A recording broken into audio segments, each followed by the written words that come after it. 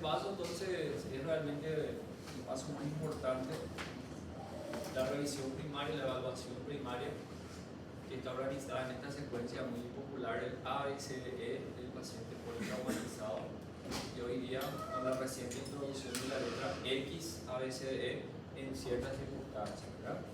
En esta etapa el principal objetivo es la identificación y directamente ya el tratamiento, la reversión de algunas de las lesiones que están amenazando la vida del paciente. Ese es el objetivo principal, ¿verdad?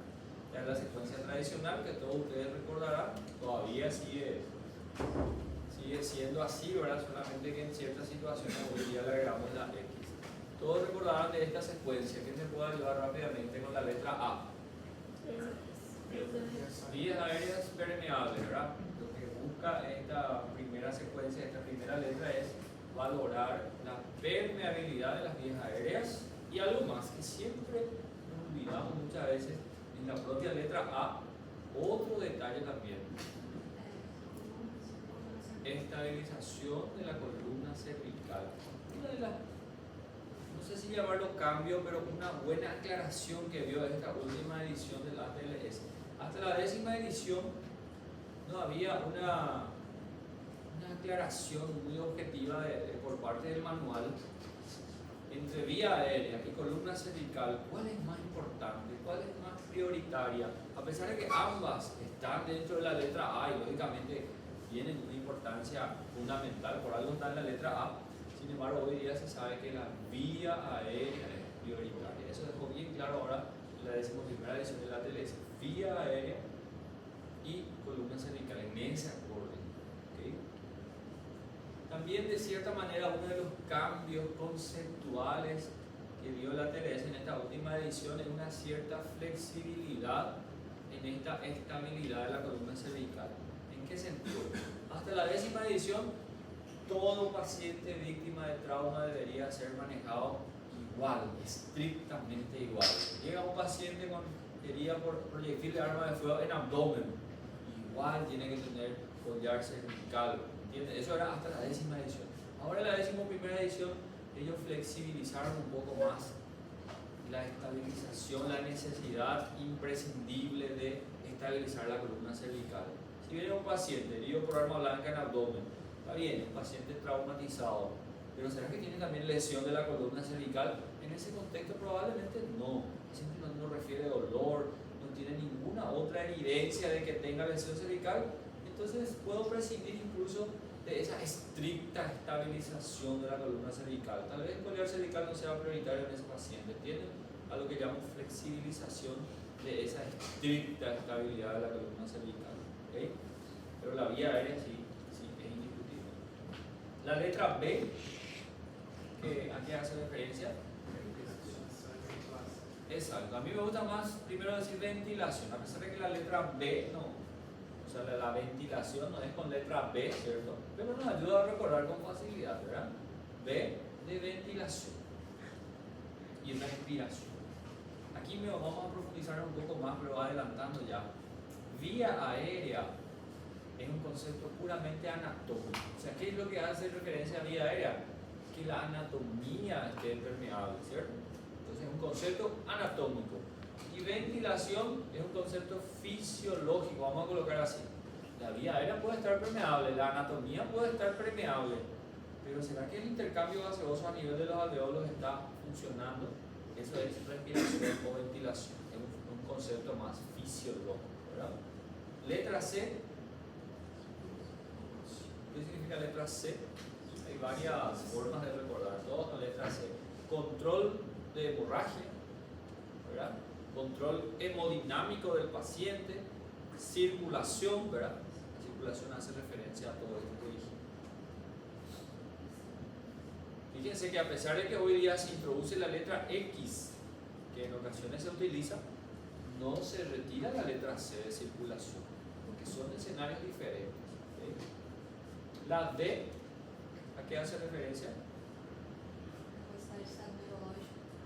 El estado neurológico, la discapacidad o la disfunción neurológica que el paciente pueda tener, y esto es evaluado a través de la escala de Glasgow y hoy día también a través de la evaluación de las pupilas, que se agrega también a la evaluación neurológica. Letra E, exposición adecuada del paciente, y en ese punto muy importante evitar la hipotermia. Entonces, esta es la secuencia que vamos a ir analizando. Vamos a empezar con la letra A. La letra X, vuelvo a repetir, ¿verdad? Ya que aquí todavía ni siquiera tengo.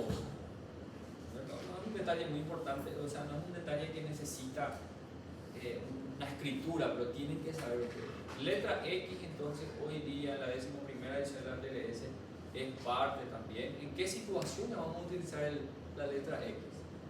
Cuando existe un sangrado masivo, tan cuantioso, que en pocos segundos o minutos le puede hacer desangrar al paciente, y el paciente puede ir al óbito desangrado. ¿En qué situaciones ocurre eso?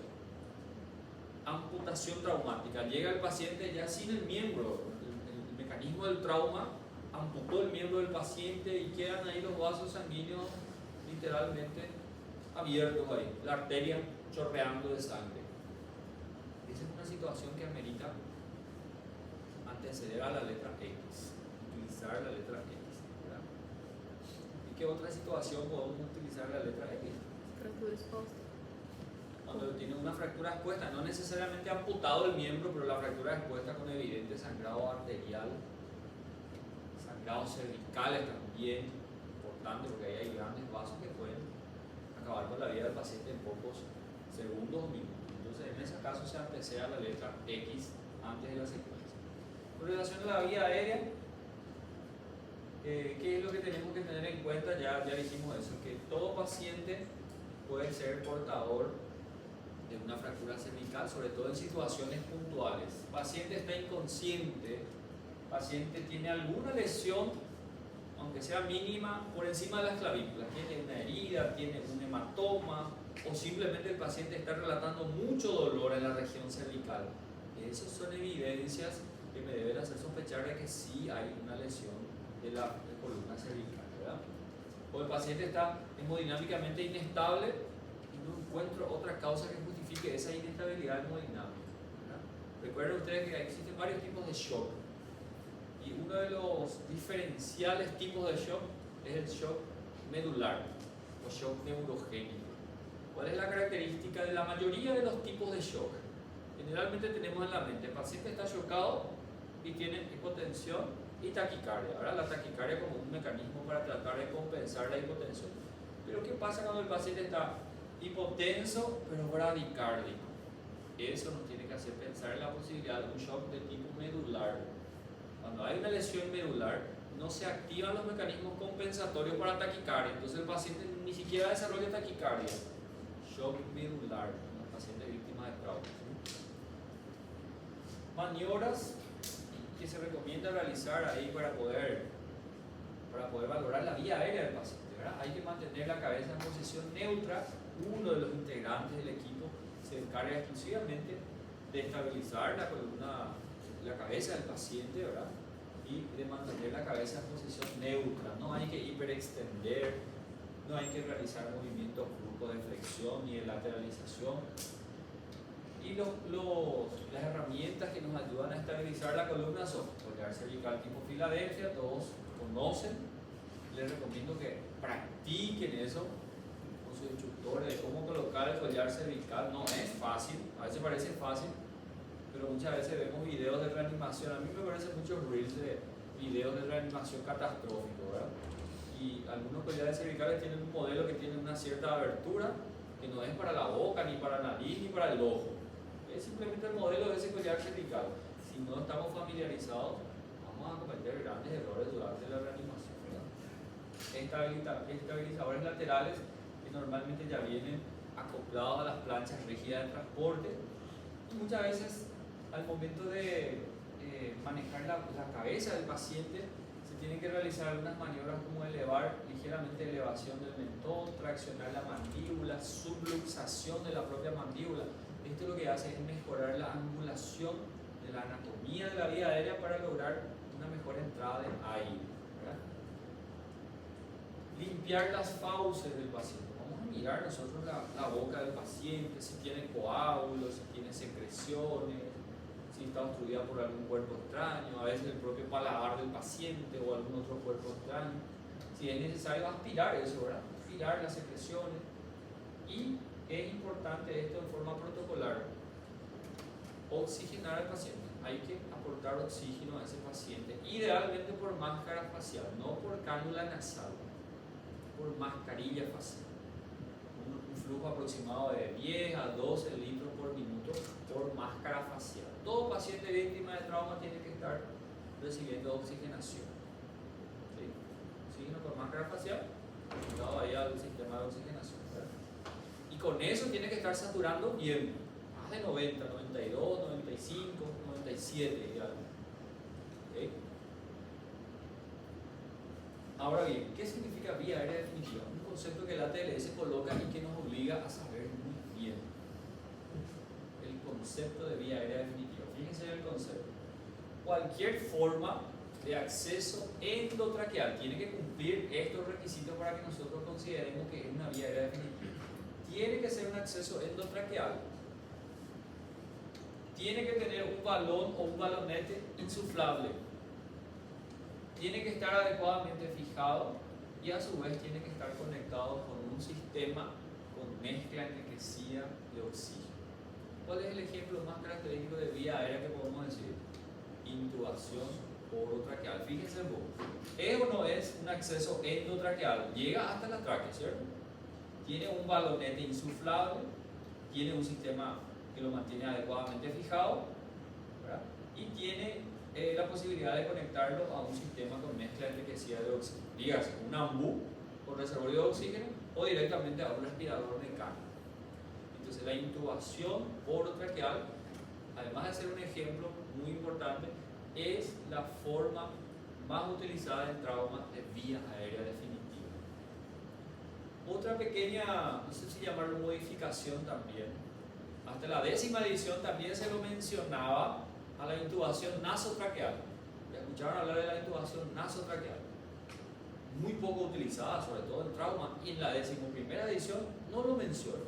No dice si se puede hacer, si no se puede hacer, pero simplemente le ignoró a la intubación nasotraqueal, y me parece muy oportuno, porque intubación nasotraqueal en medicina sí, en algunas situaciones se puede hacer y se debe hacer. Cirugías otorrinolaringológicas, algunas situaciones puntuales de medicina se puede hacer intubación nasotraqueal, pero para hacer intubación nasotraqueal el paciente tiene que estar vigil, tiene que estar despierto, porque va a colaborar activamente en la intubación, así como una sonda nasogástrica. Ustedes ya pusieron una sonda nasogástrica, introducimos la sonda por la fosa nasal, y una estrategia que les doy ahí, no sé si utilizaron alguna vez, dejan ahí un vasito con agua ahí con el paciente y le piden que realicen pequeños sorbos mientras ustedes van introduciendo. Eso facilita la dilución, facilita el pasaje de la sonda nasogástrica. Algo similar a eso, la intubación nasotraqueal requiere que el paciente realice inspiraciones profundas a medida que vamos introduciendo la sonda nasotraqueal, ¿verdad? Requiere que el paciente active y esté vigil, y principalmente no tiene que haber ningún estigma de fractura de base de cráneo. Si el paciente tiene sospecha de fractura de base de cráneo, o si en realidad si el médico tiene, ¿verdad?, alguna evidencia de que el paciente tenga fractura de base de cráneo, contraindicadísimo intubación nasotraqueal. ¿Por qué les parece? Incluso contraindicado la propia sonda nasogástrica, o sea, cualquier acceso nasal está contraindicado. Porque recuerden ustedes que uno de los huesitos de la fosa nasal, del techo de la fosa nasal, es el etmoides, un huesito bastante particular, muy querido en anatomía, que parece un soldadito que tiene una lámina vertical y una lámina transversal. Esta lámina transversal, conocida como lámina cribiforme, ¿verdad?, tiene múltiples perforaciones ahí de los nervios olfativos, ¿verdad?, de las ramas del nervio olfatorio. Literalmente es como si fuera que está acribillada por estos nervios, por eso se llama lámina cribiforme. Y además de ser tan delgada, prácticamente transparente, en cualquier paciente que haya fractura de base de cráneo, probablemente el etmoide está ahí involucrado en esa fractura. Imagínense acceder por vía nasal. Fácilmente podemos meter una iatrogenia, por cierto, y llegar a través de esa fractura del etmoide, llegar hasta la base, hasta el cráneo, hasta la cavidad craneal. lesionando directamente el parénquima encefálico, ¿verdad? Por una sonda. En vez de ser una sonda nasogástrica, ahora es una sonda nasocraneal, iatrogénicamente, ¿verdad? Lo mismo la intubación. Entonces, cuando hay estigmas de sospecha de fractura de base de cráneo, nada de acceso nasal. Por esa razón, tal vez ahora el ATLS ni siquiera lo menciona más en su última edición. Cuando se trata de vía aérea definitiva, la primera opción, la más utilizada, es intubación orotraqueal. ¿Okay? Si no conseguí intubar al paciente por alguna situación anatómica, técnica, entonces tengo que pasar a otra alternativa. Alternativas transitorias, alternativas de rescate, y si no hay posibilidad, si no consigo también esta alternativa, voy a ir a un abordaje quirúrgico. ¿Sí? Vamos a llegar a eso. Uma alternativa seria a máscara laringe? Esa sería una alternativa de rescate que no se considera vía aérea definitiva, por ejemplo, porque no es un acceso endotraqueal, ¿sí? Pero sí es la más utilizada como alternativa de rescate transitoria, ¿sí? Pues aquí está en resumen las principales modalidades de vía aérea definitiva, ¿sí? La intubación endotraqueal, orotraqueal y la nasotraqueal. Aquí yo todavía lo menciono, pero vuelvo a repetirle, en la 11ª edición no se menciona como una alternativa, ¿sí? Vía aérea quirúrgica, esta sí se insiste bastante, a pesar de que cada vez es menos utilizada la vía aérea quirúrgica por todas las cuestiones tecnológicas que hoy día se disponen para la intubación endotraqueal. Por ejemplo, la videolaringoscopía. Hoy día la intubación es mucho más facilitada por la visión óptica de la videolaringoscopía. Pero si hay una pregunta que tienen que saber, la vía aérea quirúrgica más utilizada, vía aérea definitiva, ¿cierto? Vía aérea definitiva quirúrgica es la cricotiroidostomía, no la traqueostomía. Una confusión muy común. Traqueostomía, chicos, es un procedimiento quirúrgico, también es una forma de vía aérea definitiva, pero la traqueostomía es un procedimiento complejo, no es fácil de hacer traqueostomía.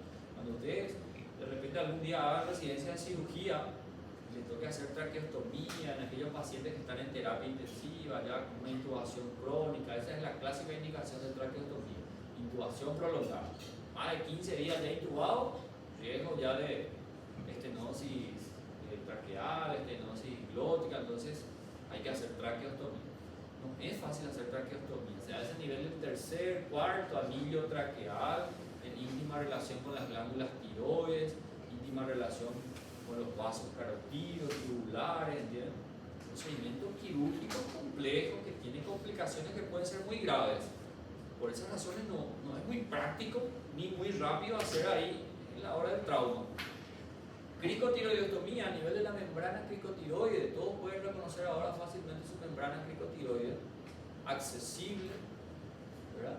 Entre el tiroides y el cricoide hay una membrana, la membrana cricotiroide, fácil de acceder, no hay relaciones importantes, no está muy relacionado ahí íntimamente con los vasos carotídeos, ni tubulares, ni la glándula tiroides, accesible.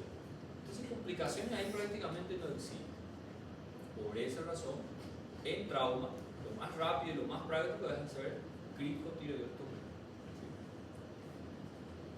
La excepción tal vez sean niños menores de 12 años, cartílagos todavía muy reblandecidos, no hay todavía mucha diferencia. En niños es más difícil reconocer la membrana cricotiroide, porque todo es blando, los cartílagos todavía no están muy diferenciados ahí, todo es blando, es más difícil reconocer, hay más riesgo también de estenosis.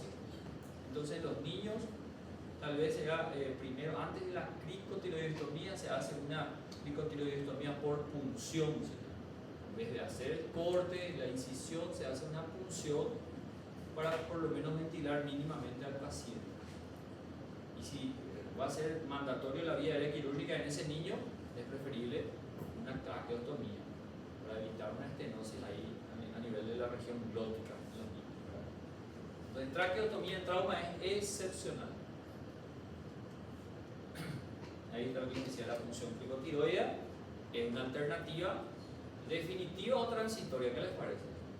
Transitoria, porque no cumple los conceptos, no es una vía aérea endotraqueal, no tiene un balonete es endotraqueal por cierto, pero no tiene un balonete, ¿verdad? Es algo transitorio a través de un trocar, tipo un punzo-cap, que permite ventilar mínimamente al paciente, ¿verdad? Pero no tiene la capacidad de depurar adecuadamente el CO2, por ejemplo, solamente oxigenar, pero no tiene la capacidad de depurar adecuadamente. ¿De qué depende la elección? ¿Cómo yo voy a elegir cuál de las alternativas voy a usar en X paciente? Bueno, de forma general ya les dije, la más utilizada en trauma es intubación orotraqueal. ¿Sí? Pero hay algunos detalles que tenemos que mencionar. Depende de las lesiones que el paciente tenga y de la experiencia del médico tratante. Por ejemplo, si hay sospecha de fractura de base de cráneo, ahí vamos a recordar cuáles son los huesos que forman parte de la base de cráneo por anatomía. La porción horizontal del frontal, el efenoides, la porción horizontal del occipital y el etmoides que está metido ahí también, ¿verdad? Que ya dije, eso es base de cráneo. Y cuando el paciente tiene fractura de los huesos de la base de cráneo, tenemos signos clásicos que ustedes también seguramente alguna vez ya escucharon. ¿Cómo se llama este signo? Ojo de mapache o de guaxiní, ¿verdad? Hematoma periorbitario bilateral. Signo de Battle o el signo de batalla, hematoma a nivel de la apófisis mastoides o hematoma retroauricular, como quieran llamarlo. Eso también es indicativo de una fractura de base de cráneo, ¿verdad? Específicamente implicando de ahí al temporal mismo también. Cuando sale líquido cefalorraquídeo o sangre por el conducto auditivo, por el oído, otorraquia en el caso del líquido cefalorraquídeo, otorragia en el caso de sangre. Hay otros signos también, muchas literaturas consideran como la rinorragia, salida del líquido cefalorraquídeo por las fosas nasales, o rinorragia, también sangre por las fosas nasales, ¿verdad? Pero los principales son estos que vemos.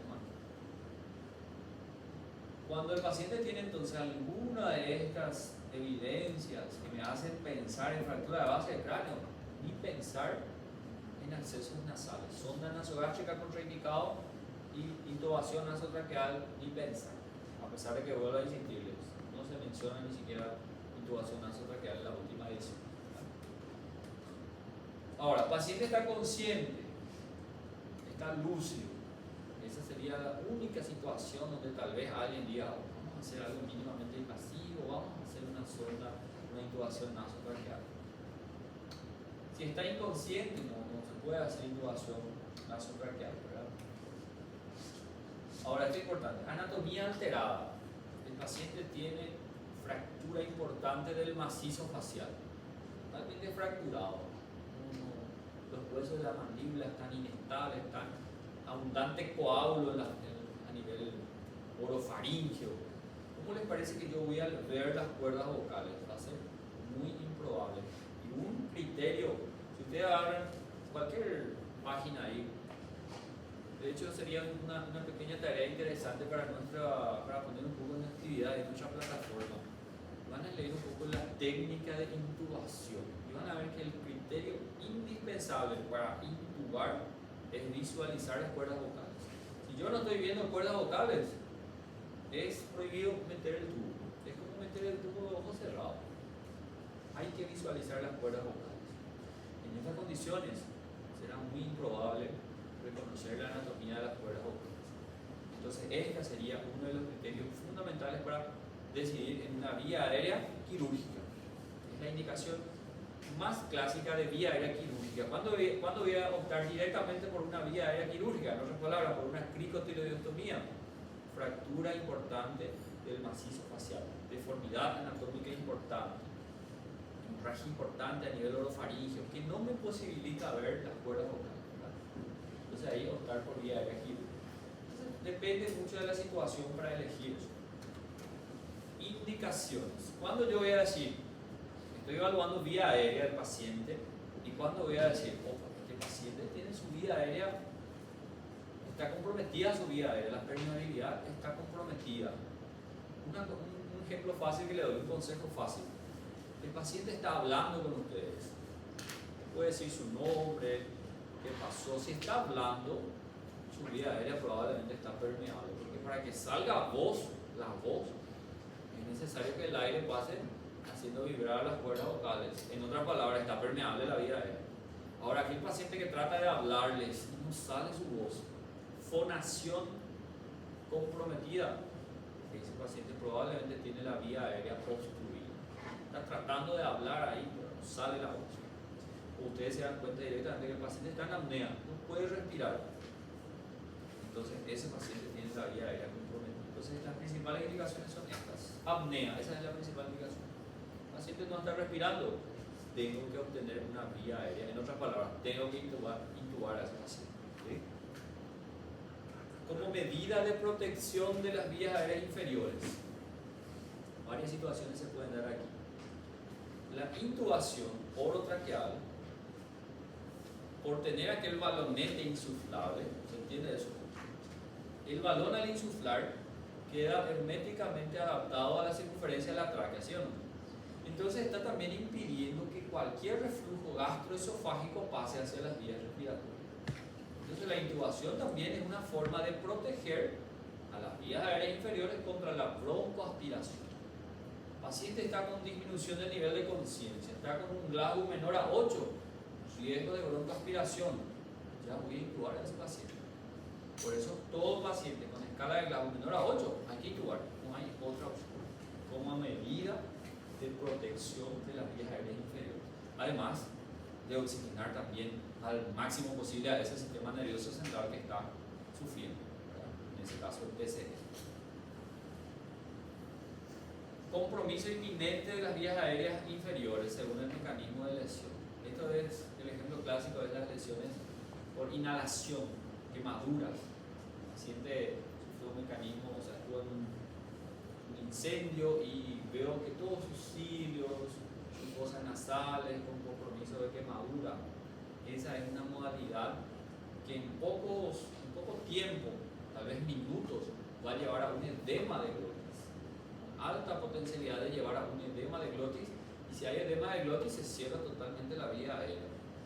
Entonces, paciente que tiene lesiones por inhalación, hay que intubar, por protocolo hay que intubar. Esa sería otra indicación. Trauma de cráneo encefálico grave que requiere hiperventilación, es el ejemplo que ya dije antes también. Trauma de cráneo grave, escala de Glasgow menor a 8, además de proteger contra la broncoaspiración, tengo que hiperventilar, tengo que aportar oxígeno en condiciones, en concentraciones óptimas para ese sistema nervioso. Incapacidad de mantener la ventilación adecuada con máscara facial. ¿Qué dijimos hace rato? Que a todo paciente víctima de trauma tenemos que ponerle máscara facial, esperando que sature ¿cuánto? 97%.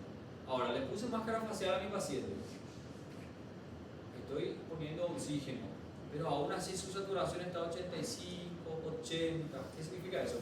Que no está manteniendo adecuadamente una oxigenación. Eso es algo que el ATLS ahora también agregó, algo interesante. Tengo que intubar, pero antes de intubar, ¿qué es importante? En este ejemplo, en este último ejemplo, descartar neumotoras hipertensivas. Porque imagínense que este paciente está desaturando y era un neumotórax. Y yo no reconocí, no investigué o no descarté. Y yo simplemente le intubo, porque digo así, bueno, si está desaturando le voy a intubar. Le intubé al paciente y comencé a bucear, presión positiva. ¿Qué va a pasar de ese neumotórax? Va a empeorar a mí. Voy a estar metiendo más aire en la cavidad pleural y el paciente va a entrar en shock obstructivo y puede morir. Entonces, este último fue aclarado ahí, fue enfatizado. Paciente que no puede mantener buena oxigenación con máscara facial es indicación de intubación, pero primero tengo que descartar un neumotórax hipertensivo antes de intubar. No se olviden eso. No conseguí intubar al paciente. Hay una cuestión interesante también ahí. ¿Cuántos intentos de intubación les parece que sería prudente? Lo ideal, según el ATLS, enfatiza eso también en su última edición, es que sea un solo intento. En el primer intento se debería lograr. Pero hay sociedades como la Sociedad de Anestesiología, por ejemplo, que recomienda como máximo 3 intentos de intubación. 3 intentos, porque más de eso, estoy intentando intubar, estoy desmatizando la glotis, se va a cerrar la glotis. 3 intentos como máximo. No conseguí intubar por alguna razón. Hay sangre, hay secreción, no tengo drogas para relajar adecuadamente al paciente. Cuestiones técnicas, no conseguí intubar al paciente. A veces hay pacientes que tienen una anatomía dificultosa. Me gustaría que averigüen ahí un poco, noten ahí, la escala de Malampati. ¿A qué se refiere la escala de Malampati? Esas 2 pequeñas tareas voy a hacer en la plataforma para que puedan hacer. Técnica de intubación y la escala de Malampati están asociadas, ¿verdad? Es una escala muy interesante que utiliza todos los anestesiólogos. Predicción de intubación difícil. Cuando está entrando el paciente ahí, ustedes se van a dar cuenta cuando entra en el quirófano. El anestesiólogo ya está mirando ahí la anatomía del paciente. Distancia entre el mentón y la escrotadura tubular, apertura de la boca. Ustedes se van a dar cuenta entre ustedes mismos. Hay algunas personas que abren la boca y se ve hasta el esófago. Y hay algunos pacientes que abren la boca y no se ve ni la úvula, solo se ve la lengua ahí. Referencias anatómicas que ofrecen mayor o menor dificultad para intubar. Y eso establece la escala de Malampati. Y esa es una escala muy importante porque yo ya voy a predecir que el paciente va a ser difícil de intubar. Voy a sacar ahí del bolsón ya algunas herramientas que me van a ayudar en el momento de la intubación. En la última edición de la TLS que dice, en toda intubación tengo que tener ahí disponible herramientas para intubación difícil. No voy a esperar complicarme ahí, no, tengo que tener ahí.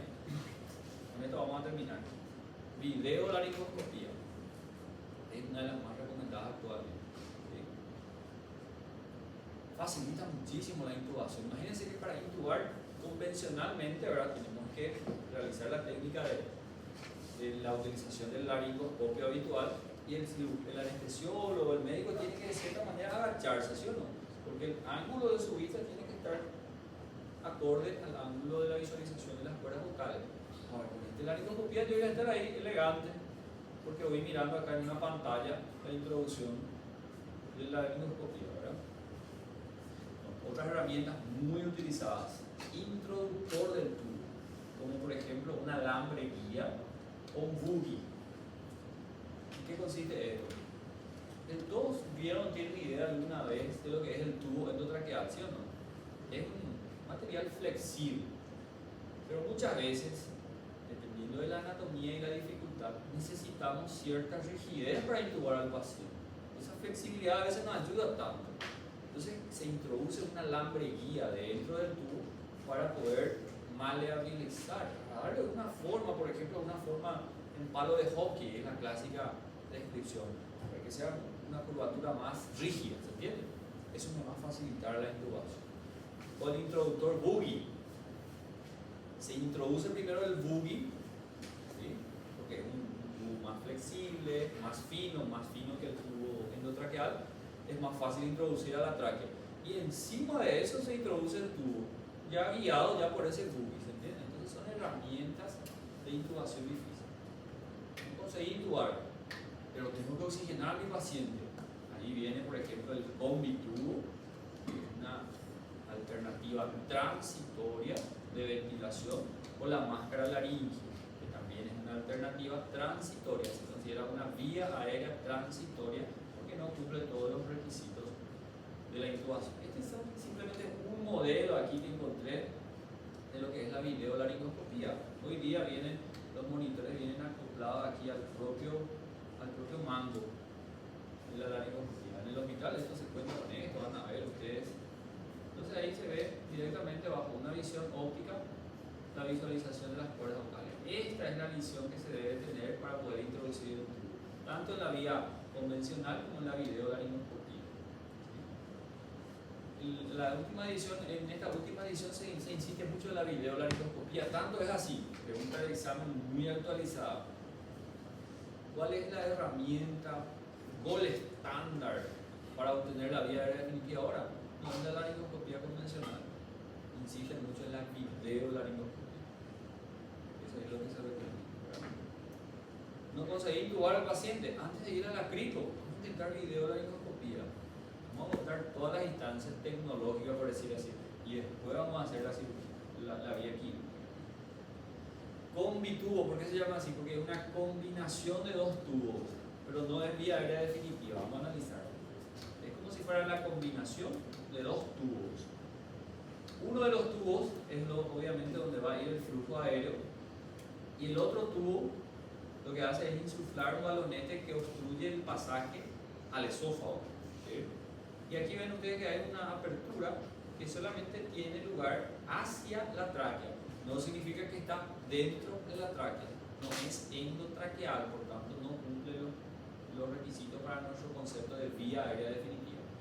Un bitubo es un ejemplo de vía aérea transitoria y no requiere visión directa para ver. Como introducir a ciegas, insuflar el balón que va a obstruir el pasaje al esófago y ventilar por el otro lado. Única vía libre va a ser la tráquea. ¿Sí? Lo mismo en la máscara laringea. No conseguí intubar, no conseguí ver las cuerdas vocales, introduzco la máscara laringea a ciegas, no es necesario que se introduce, se insufla, obstruye, como pueden ver, su extremo distal obstruye cualquier acceso al esófago, impidiendo también la broncoaspiración. Tiene una apertura que solamente da dirección hacia la tráquea, pero no es endotraqueal, tampoco es vía aérea definitiva, es una vía aérea transitoria, muy utilizada durante la atención prehospitalar, durante el traslado. Fíjense ahí, la ambulancia, hay movimiento, no consigo intubar, máscara laringea, por lo menos estoy ventilando a mi paciente hasta llegar al hospital. Y algo que enfatiza también en la última edición de la tele es, llegó en el hospital, ¿cuál es la prioridad para cambiar esta modalidad transitoria de vía aérea a una vía aérea definitiva? No hay apuro, no es que llega el paciente y ya no. Si estoy ventilando bien a mi paciente, no hace falta correr en hacer eso. Estoy ventilando bien, el paciente está saturando bien, bueno, tranquilo, vamos a preparar, vamos a estabilizar bien, vamos a tener todo preparado y después vamos a hacer la vía aérea definitiva. ¿No? Hay que correr en el cambio de vía aérea transitoria a definitiva. ¿Sí? Pero tampoco hay que dejar esto. ¿Qué un tiempo Si no colocan un tiempo, Rodrigo, no colocan un tiempo. Simplemente dice que no es prioritario, no hay que correr en eso, pero sí hay que cambiarlo. Podemos decir, una vez que toda la evaluación de A, B, C, D, E esté completada, el paciente está fuera de riesgo vital, adelante. Entonces después. Igual. Criptotiroidectomía es lo que ya dijimos, ¿verdad? La técnica quirúrgica de preferencia por el acceso fácil a nivel de la membrana cricotiroidea, una incisión cervical, y se introduce una cánula de traqueotomía que sí es una vía aérea definitiva porque cumple los criterios. Fíjense, es un acceso endotraqueal, tiene un balonete insuflable y se puede conectar a un sistema con mezcla enriquecida de oxígeno. Traqueotomía es similar, pero a nivel de los espacios de los cartílagos traqueales, tercer, cuarto aproximadamente, y como ya les dije antes, en trauma es excepcional. ¿Sí? ¿Terminamos? ¿Ustedes tienen otra clase ahora? ¿De qué?